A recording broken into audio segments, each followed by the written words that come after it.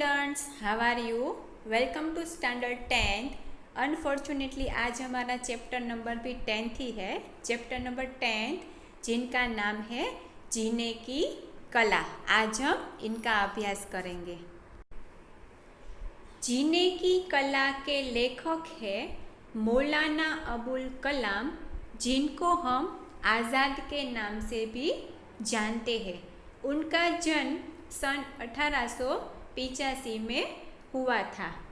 जाने माने शिक्षाविद चिंतक मौलाना अबुल कलाम आज़ाद स्वतंत्र भारत के प्रथम शिक्षा मंत्री थे। वे प्रखर विद्वान एवं अरबी फारसी के ज्ञाता थे। साहित्य के क्षेत्र में आप ललित और चिंतनात्मक निबंध लेखक के रूप में जाने जाते हैं। आपकी दृष्टि से मनुष्य सर्वश्रेष्ठ प्राणी है, जिसे अन्य सजीवों से अलग तरह से रहना चाहिए। जीने की कला एक आवश्यक कला है। व्यक्ति को इस कला से भली भांति परिचित होना चाहिए। उसे चाहिए कि जीवन को भली भांति जिए। मरते मरते नहीं जीना चाहिए और मृत्यु के बारे में कभी सोचना ही नहीं चाहिए। हमारे जीवन में हरियाली की आवश्यकता है। सूखेपन या बंजरता ही नहीं चाहिए। खिले हुए पुष्प, बहते झरने, गाते पंछी और बहती हवा आदि को देख मनुष्य प्रसन्नता का अनुभव कर सकता है। वस्तुतः हमारे धर्म, दर्शन और आध्यात्म के गहन दर्शन ने मनुष्य की अनावश्यक, गंभीर और कृत्रिम बना दिया है। उसे सहज नहीं रहने दिया है। जीवन का लक्ष्य आनंद की प्राप्ति करना होता है, जिसे सिद्ध करने में ही लोग लगे रहना चाहिए। जीने की कला एक गद्य प्रकार है। प्रस्तुत पाठ में बताया गया है कि मनुष्य को जीवन जीने की कला से परिचित होना चाहिए। उसे चाहिए कि वह जीवन को भली भांति जिए, हमेशा खुश रहे, खुद उदास न हो और दूसरों को उदास न करे तथा हंसी खुशी जीवन काट दे। लोग सदा इस खोज में लगे रहते हैं कि जीवन को बड़े बड़े कामों के लिए काम में लाए, मगर वे यही नहीं जानते कि यहाँ सबसे बड़ा काम खुद जीवन है, अर्थात जीवन को हंसी खुशी में काट देना चाहिए। यहाँ इससे ज़्यादा सरल काम कोई नहीं है कि मर जाइए, और इससे ज़्यादा विकट काम कोई नहीं है कि जीते रहिए। जिसने इस मुश्किल को हल कर दिया है, उसने जीवन का सबसे बड़ा गुत्था सुलझा लिया है। जीने की कला। लोग सदा जीवन को बड़े बड़े कामों में लगाने के बारे में सोचते हैं, लेकिन वे यह नहीं सोचते कि सबसे बड़ा काम खुद जीना है। सबसे सरल काम मर जाना है, पर जीना सबसे मुश्किल काम है। जीने की कला जीवन को हंसी खुशी में काट देता है। लेखक के अनुसार प्राचीन चीनियों ने जीवन की समस्याओं को सही ढंग से समझा था। उनके अनुसार दुनिया में सबसे बुद्धिमान व्यक्ति वह है जो सबसे अधिक खुश रहता है। अगर हमें जीवन जीना है तो हमें सदा खुश ही रहना चाहिए और औरों को भी खुश रखना चाहिए। कभी उदास नहीं होना चाहिए और किसी को भी हमारी वजह से उदासीनता मिले ऐसा काम नहीं करना चाहिए। हर परिस्थिति में हमें प्रसन्न रहना चाहिए। लेखक के मतानुसार मनुष्य को हर स्थिति में प्रसन्न रहना चाहिए। प्रसन्न रहने की कला सीख लेने पर अन्य किसी भी कला को सीखने की आवश्यकता नहीं होती है। वे फ्रांसीसी लेखक आंद्री गिद्ध के कथन का उल्लेख करते हुए कहते हैं कि खुश रहना मनुष्य की ज़रूरत ही नहीं, बल्कि यह उसका नैतिक उत्तरदायित्व है। हमारे सुख दुख की छूट दूसरों को भी लगती है, इसीलिए हमारा कर्तव्य है कि न हम उदास हो और न दूसरों को उदास करें। जीवन एक शीशाघर के समान होता है।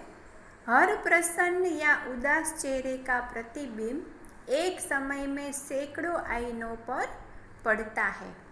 जैसे समुद्र में उठने वाली एक लहर हजारों लहरें बन जाती है।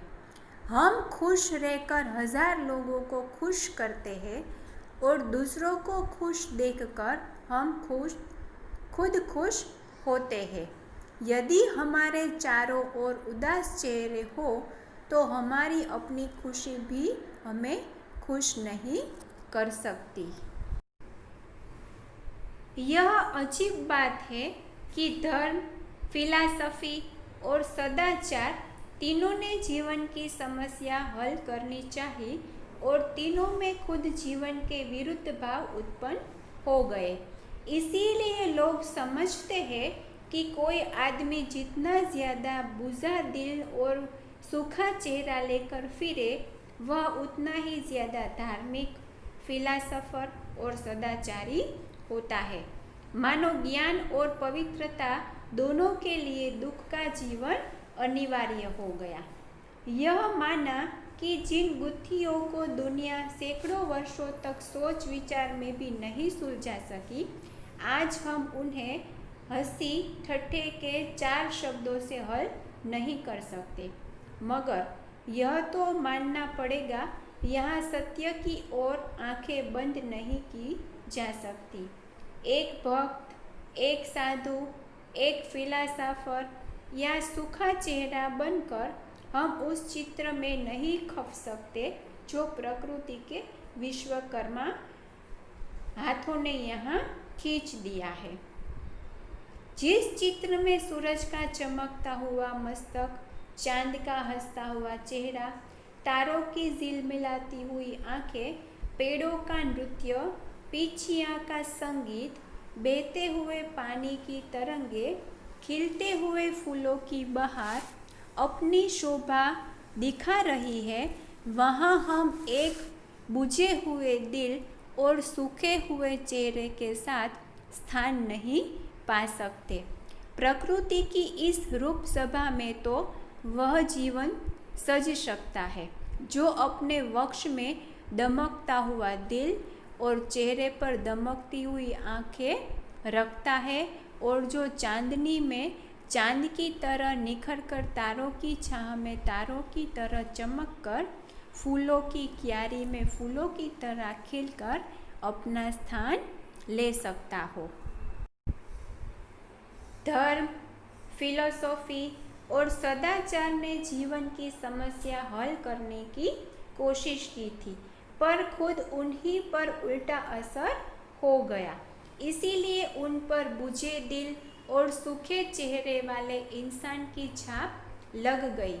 लोग यह समझने लगे कि जो व्यक्ति जितना ज़्यादा बुझा दिल और सूखा चेहरा लेकर फिरता है, वह उतना ही धार्मिक, फिलॉसफर और सदाचारी होता है।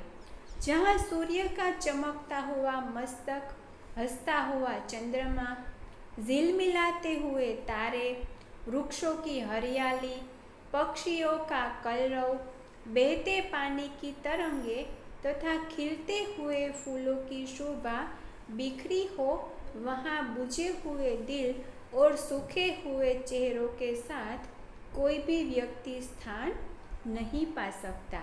ये सारी वस्तुएं मनुष्य को प्रसन्नता प्रदान करने के साधन है। प्रस्तुत गद्य में आए हुए कठिन शब्दों के अर्थ जान ले। गुत्थी का अर्थ है उलझन या समस्या। उत्तरदायित्व का अर्थ है जिम्मेदारी।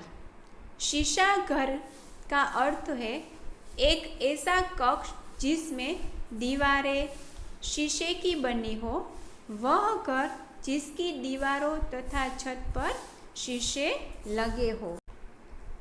जायदाद का अर्थ है संपत्ति, हंसी ठट्ठे का अर्थ है हंसी मजाक, विकट का अर्थ है मुश्किल, फिलॉसफी का अर्थ है दर्शन शास्त्र, झलमलाती का अर्थ है प्रकाशित या चमकती, बुझे हुए का अर्थ है मुरझाए हुए, वक्ष का अर्थ है छाती।